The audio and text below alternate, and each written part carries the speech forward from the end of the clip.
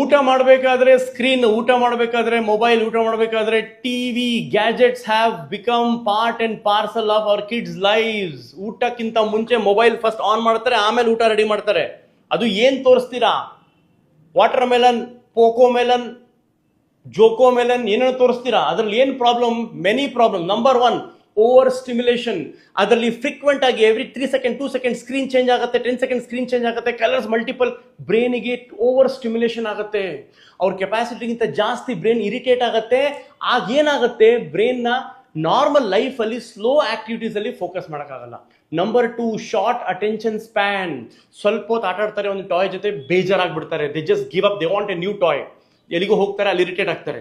Number 3, sleep disturbances. ಸುಮಾರು ಮಕ್ಕಳಿಗೂ ನಿದ್ದೆ ಕೆಡ್ತಾ ಇದೆ, ನೈಟ್ ಅಲ್ಲಿ ನಿದ್ದೆ ಮಾಡ್ತಾ ಇಲ್ಲ ಎಕ್ಸೆಸಿವ್ ಲೈಟ್ ಇಂದ.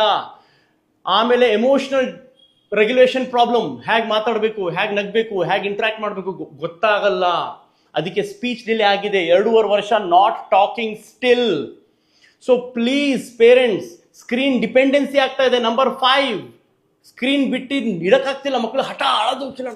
ಸೊ ಸುಮಾರು ಚಾನೆಲ್ಗಳಿದಾವೆ which is not recommended for kids. ಇದೆಲ್ಲ ಏನ್ ಮಾಡುತ್ತದೆ, ಬ್ರೈನಿಗೆ ತುಂಬಾ ಡ್ಯಾಮೇಜ್ ಮಾಡ್ತಾ ಇದೆ. ಸ್ಪೀಚ್ ಬರ್ತಾ ಇಲ್ಲ, ಎಮೋಷನ್ ಕಂಟ್ರೋಲ್ ಬರ್ತಾ ಇಲ್ಲ, ಅಗ್ರೆಷನ್ ಆಗ್ತಾ ಇದೆ, ಹೈಪರ್ ಆಕ್ಟಿವಿಟಿ ಆಗ್ತಾ ಇದೆ, ಸಿಟ್ಟು ಹಠ ಎಲ್ಲ ಜಾಸ್ತಿ ಆಗ್ತಾ ಇದೆ. ದಯವಿಟ್ಟು